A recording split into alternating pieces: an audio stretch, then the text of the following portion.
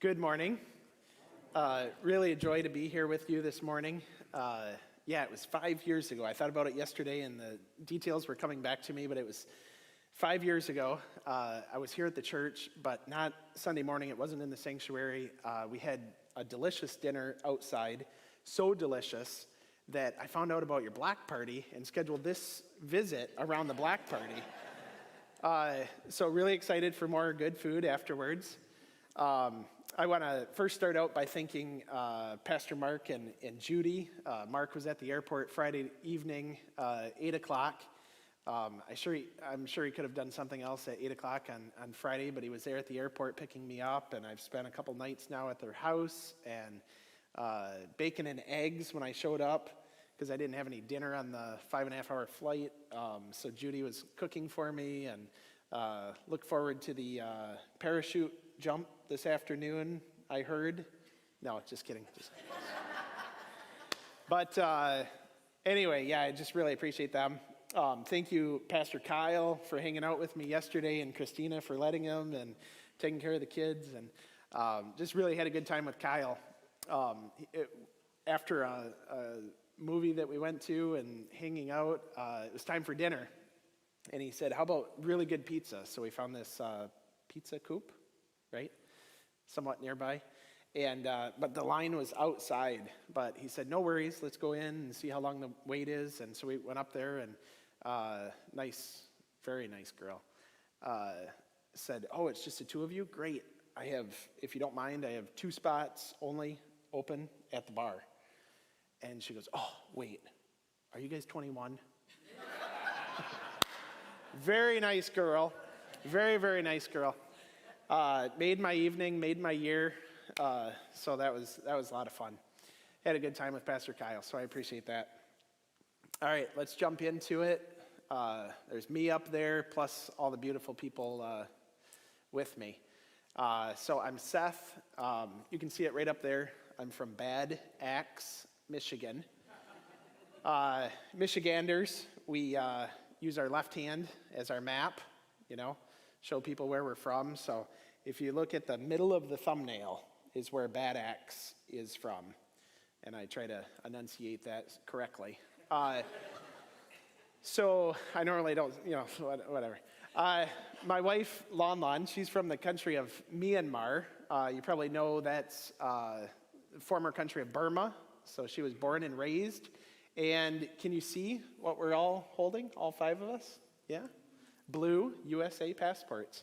My wife, Lon, she just took her citizenship test February 1st. Thankfully, Abigail didn't come until February 4th.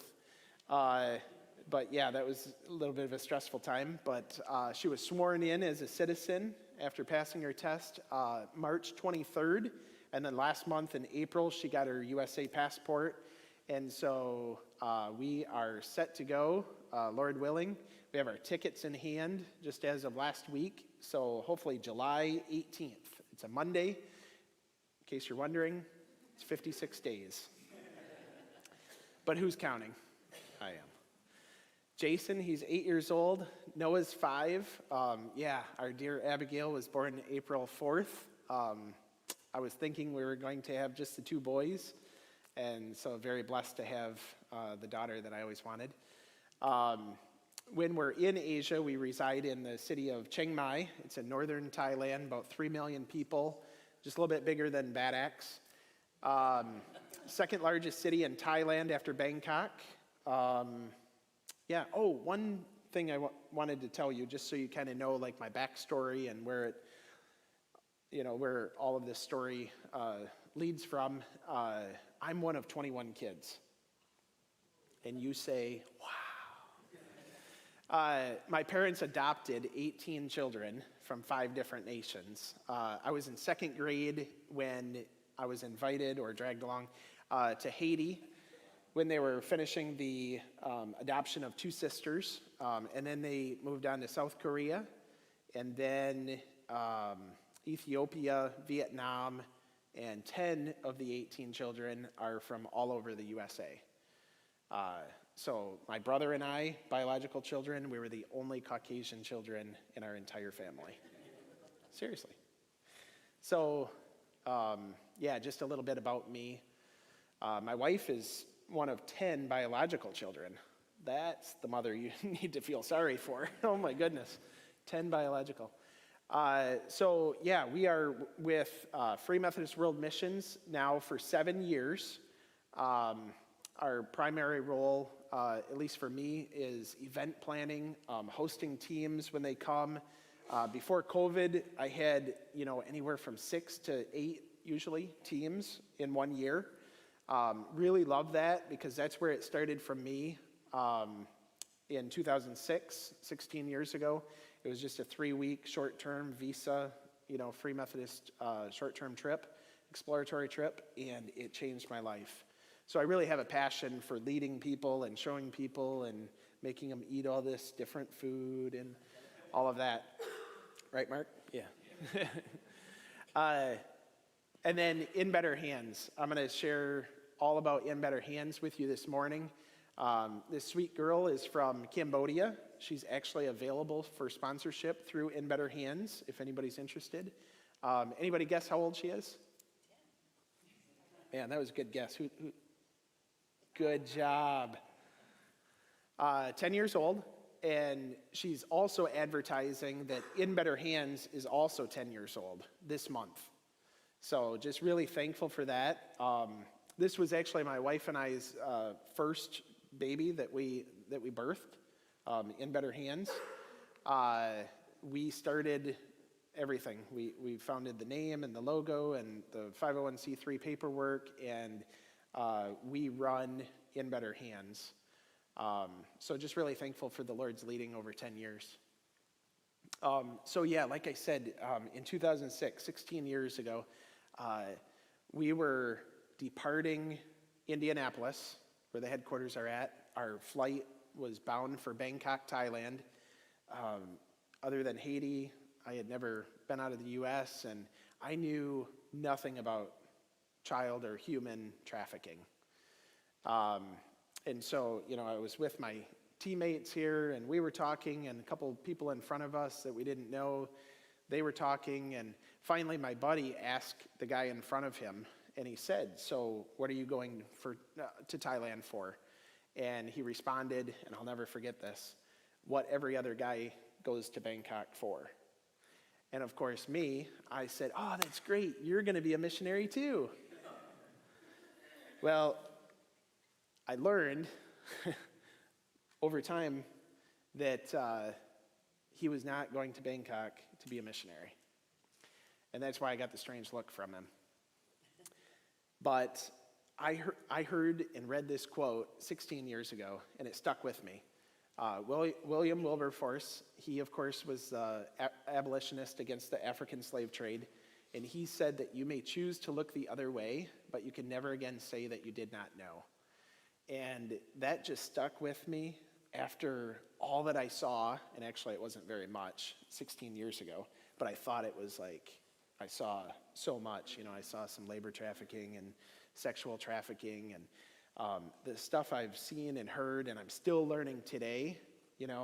There's even organ trafficking. I mean, it can be a bad situation out there for a lot of vulnerable people.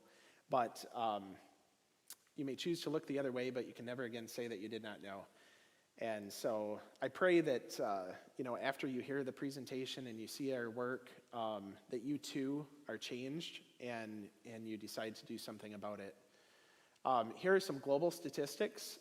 As you know, there's trafficking right here in Washington, where we have, we're close to water, close to Canada, Michigan, we have our Great Lakes, close to Canada. There's always trafficking when you're in those situations.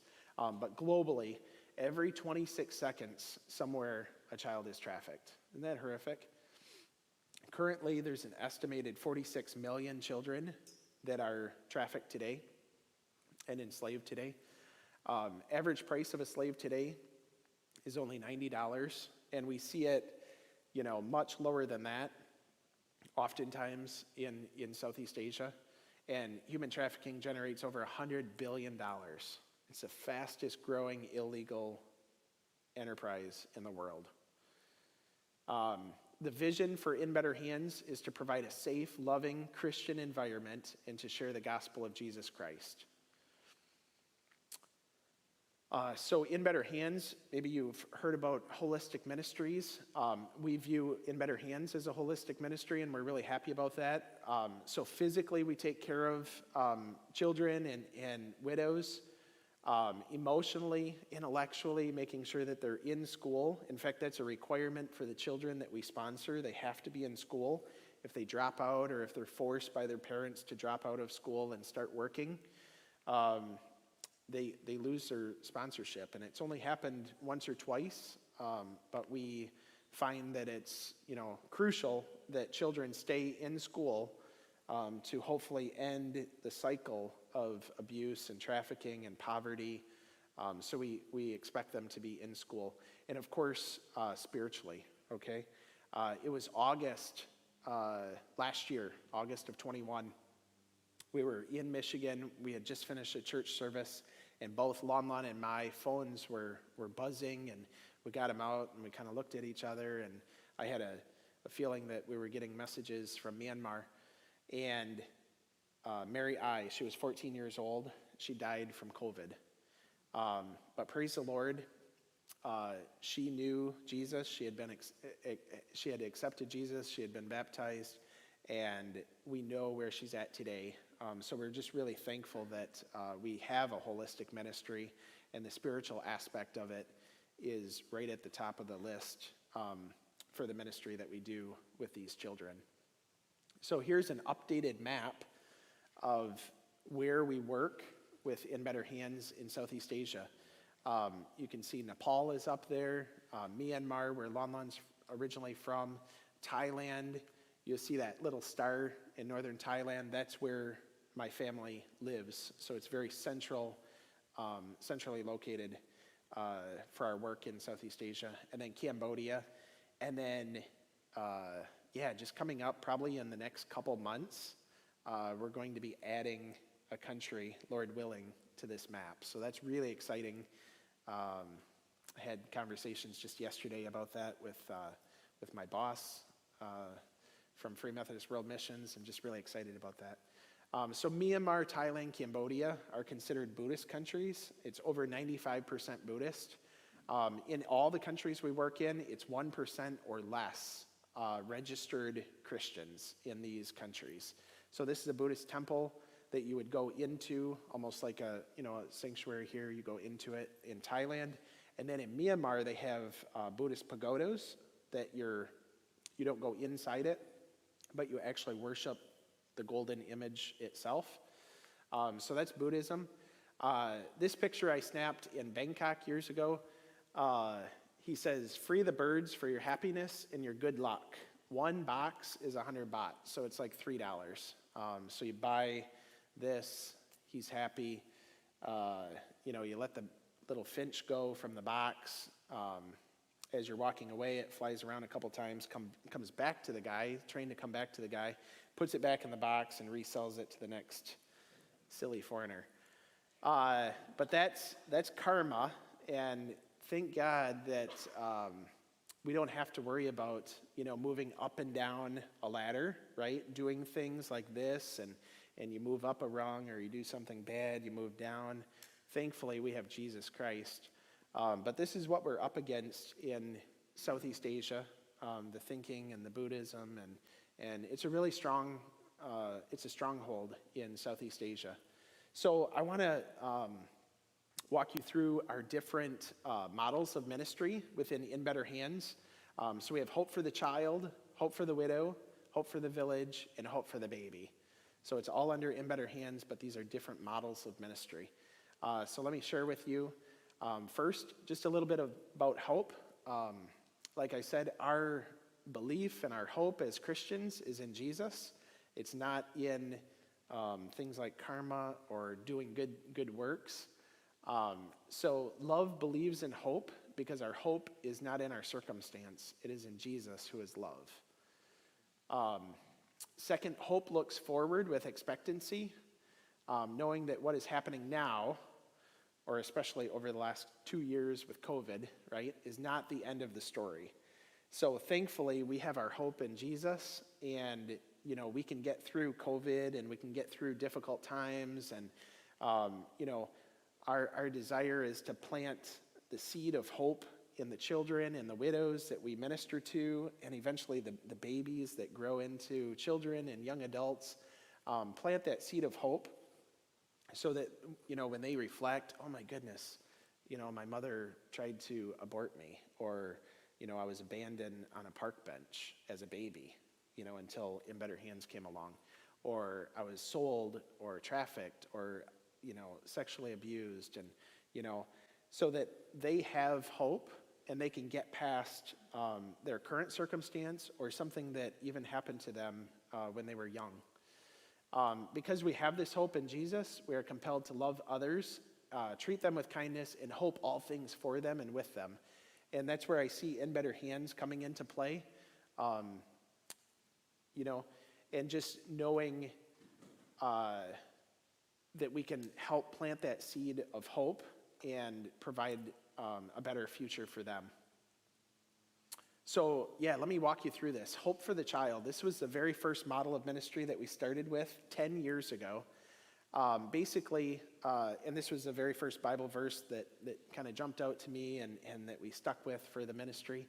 James 1:27 says that religion that God our Father accepts as pure and faultless is to look after orphans and widows in their distress and to keep yourself from being polluted by all the bad things in the world. But basically, these are children. This was a reactive approach to the epidemic of something bad had already happened to them, and they needed a safe place. And so that's why we formed this model of ministry. You'll notice that every single home ends in the word family. I know in my particular family, it was my mother that always said, to every new of the 18 children coming in, she said, "This is your new forever family." And that always stuck with me. And so we integrated that right from the beginning into our ministry. It's not an orphanage home or even a safe place, or, we don't tell the children that. We want to make sure that we sort of, press that they're in a new forever family. And you'll see that every family has a Bible verse linked to their family. Hope for the widow. So obviously, these are people that have lost their spouse, but also people that have not had children, or maybe their children died, or for some reason there's, they're estranged from children, and their biological, relatives do not financially support them in their older age. So Isaiah 1:17 says, "Learn to do good, seek justice, reprove the ruthless, and defend the orphans, plead for the widow." So in Nepal, they're not all pictured here, but we currently have 19 widows that we sponsor and support financially just so that they can eat rice and basic daily food every day, so that they're not going hungry and they're not being missed or overlooked by the world, and also so that it's not a strain on the local church that was formerly, kind of overseeing them and helping them a little bit as they could. These are all Free Methodist people that we've partnered with. So those were all Free Methodists from Nepal, all Free Methodists from Myanmar. We have 24 people, so these are just a few faces in Myanmar. I don't have any photos to show you this morning from Thailand, but we have a couple widows in Thailand as well. Hope for the Village. This really got me excited 4 years ago when we started this model of ministry. It's a proactive approach to the epidemic of child trafficking and abuse. So before something bad happens, we intervene. So I'll explain it here in a second. Psalm 82:3 says, "Defend the cause of the weak and the fatherless, maintain the rights of the poor and the oppressed." So basically, we assist the children and the families with food, education, medical care, just their basic needs, proactive approach, making sure they're not abused or trafficked to the best of our ability. So basically, they live with some kind of biological relative, but oftentimes it's not mother and father. It might be one or the other, or a grandparent, or an aunt. So I just want to show you this. And I know, like, from my experience, growing up with 18 adopted, as they get a little bit older, they really, even though you provide the loving home environment and different things, and you're keeping them safe, and if at all possible, they can stay with a biological relative, that's where they want to be, right? Even if you're dirt poor and living in one of these houses, in Cambodia, for instance, look at these houses. They want to be, and we all want to be, with biological relatives if at all possible and deemed safe. In this particular village, when we entered the village, it's miles from the closest elementary school and high school. And so all the children in the village, they weren't attending school. They were young kids, teenagers, but they were working with their parents in the fields because they're subsistence farmers. And they, for one, it was just really too difficult for them and unsafe for them to walk or ride bicycles to school. And then honestly, they just need to farm and get on with life, right? No need for school. That was their thought. So we purchased this truck and turned it into an Asian-style school bus. This is exactly what it would look like in Asia. And we bus the children to and from school 6 days a week with our staff member that we provide. And now the children in that village are being educated. This is a grandmother and a granddaughter. So she looks after the granddaughter. It was her mother, the grandmother's daughter, that she sold to a trafficker for $200 when she was 13 years old. And, the lady is now nearly 30, still being trafficked, has 2 children, gave her daughter to her mother, the one that trafficked her. We have no idea where the boy is, where her boy is. She was given to somebody else. But we basically looked at this situation and said, yeah, this really fits for Hope for the Village. This granddaughter is certainly at risk of being sold, just like her mother was. So we partnered with them, and the girl is just really thriving, and the grandmother doesn't feel pressured to sell her or something bad because she's having the financial needs met through our sponsorship.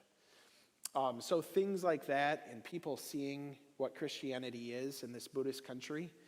These are parents that are baptized by our Khmer Free Methodist pastor in Cambodia. People are coming to know Jesus Christ through our work and efforts. And then just a year and a half ago, during COVID, we built this structure on the bottom. It's a classroom for after-school tutoring, and then upstairs is a Free Methodist church in that village. So in Asia, we call a hostel. We have one in Thailand. We have a couple in Myanmar. Here's a picture. Basically, all of these children come from villages, remote villages, where a school simply doesn't exist. So you would have to leave the village, enter a larger city or community, have someone that you can live with, and go to school there if you wanted an education. And so that's why we have these hostels in existence, so that the children, again, can get a really good education. And then during a summer holiday, they have good parents, and there's nothing wrong with the families. And so they go back to their biological relatives during summer break, but they live in the hostel during the school year. Here's Firm Foundation Preschool. Train a child in the way to go, and they will not depart from it. Proverbs 22:6. So there was no other preschool in this village. So 2, 3, and 4-year-olds before being ready to go to regular school in this community were being left home alone and just really unsafe environments. We have a preschool there. So it's all under Hope for the Village. Hope for the Baby. This model of ministry evolved over the last couple years. Super excited about it. Psalm 82:4 says, "Rescue the weak and the needy and deliver them from the hand of the wicked." So in total, over the last couple of years, we've rescued a total of 7 babies. Baby Charlotte was born on March 31st, just like 6 weeks ago, and she had a $400 price tag on her. The biological parents had a Chinese family picked out already, and who knows what the intentions were. Maybe they just wanted a baby or something worse, but can you imagine being sold as a baby? 2 days just prior to that, baby Alice, different part of the country, different house parents heard about this, and it was a 16-year-old girl walked into the hospital. She was met at the door in the Buddhist country, Buddhist nation, by a Christian nurse. And she said, let me help you, and it looks like you're due today and you're going to deliver today. And the 16-year-old girl said, I want an abortion. Okay, it was going to be a full-term abortion that day, the day she was delivered. And so the Christian nurse contacted her Christian friend who knew these people, our Christian house parents. So our parents rushed off to the hospital to see if it was true and investigate it. And sure enough, it was. And another thing that my mother always said is adoption is an option. Okay, just putting it out there, it's an option for you to consider. And that's basically what happened here between the Christian nurse and our house parents. They said, you're ready to deliver if you just do this, deliver, meet your baby, but we'll raise your baby as our own. Our house parents actually have been trying to conceive and they haven't been able to. And so it was a big blessing to them that they now have a baby. Baby Wanda, 12 days ago, was born and had a price tag on her. Again, placed in one of our safe homes. So that's hope for the baby. That's 7 babies that have been rescued from abandonment, abortion, possible abortion, and, almost being sold before we could intervene. So a couple years ago, just over 2 years ago, I was on the Holy Land trip with Bishop Matt, and I took this photo at the Garden of Gethsemane, and I learned during that trip that this tree, this olive tree, is over 2,000 years old. And this is where Jesus was, and he prayed, and he had his friends and disciples with him, and he asked them to stay awake and stay alert and pray with him. And so I throw this in here just to ask you to please pray for us and pray for In Better Hands, pray for the stories that you've heard this morning and the children that have been rescued. And yeah, just stay with us and pray for us. That would mean a lot.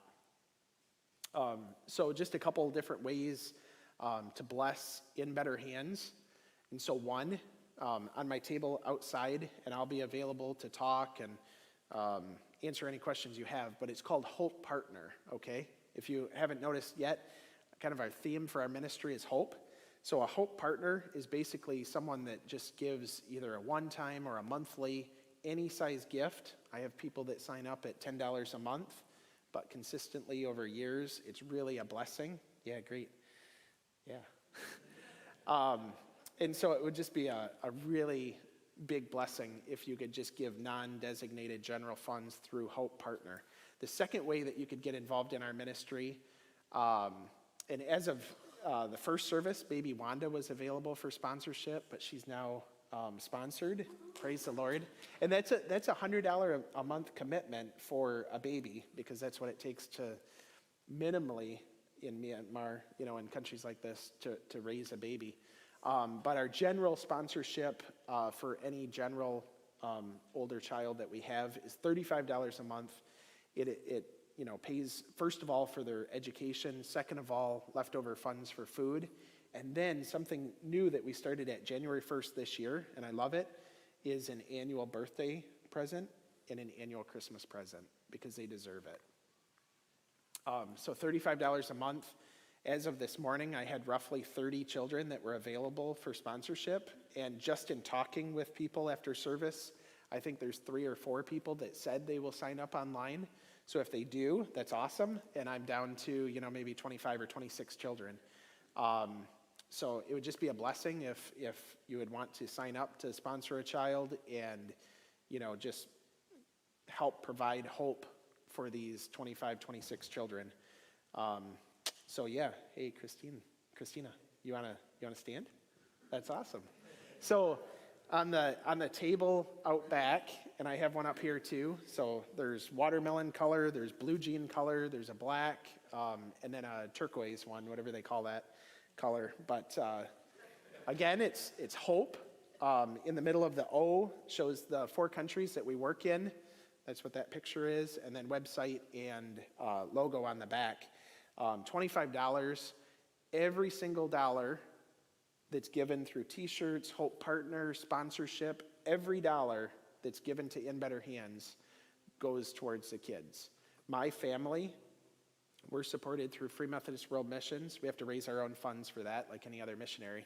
But still, our needs are met through Free Methodist World Missions. What I'm doing this morning, yes, is pleading with you, to support In Better Hands, because I am passionate about the children, the babies, the widows that we support through In Better Hands. But, you know, anything you give to In Better Hands, it's not financially benefiting me or my family or any other U.S. We have no paid staff, U.S. We only have Asian paid, you know, country directors and the school bus driver and whatnot. So just be reassured that every dollar given to In Better Hands goes to the children. And yeah, thank you for your time this morning. I'm happy to, did I pressure him enough on the T-shirts? I don't know if I did. Like, I told the first service that you have to buy a $25 T-shirt if you want to come back and enjoy the food this afternoon. Absolutely. I don't know. Yeah. No, I really don't want to take any back to Michigan. So if you want to buy a T-shirt and bless the ministry, I would really appreciate it. Actually, they just say instead of just providing lunch, you have to pay $25. There you go. And then you get a T-shirt. Yeah. That's a good way to look at it. $25 for lunch and a T-shirt. That's awesome. Incredible. Yeah. Can we say Thank you, thank you guys. to Seth? Thank you.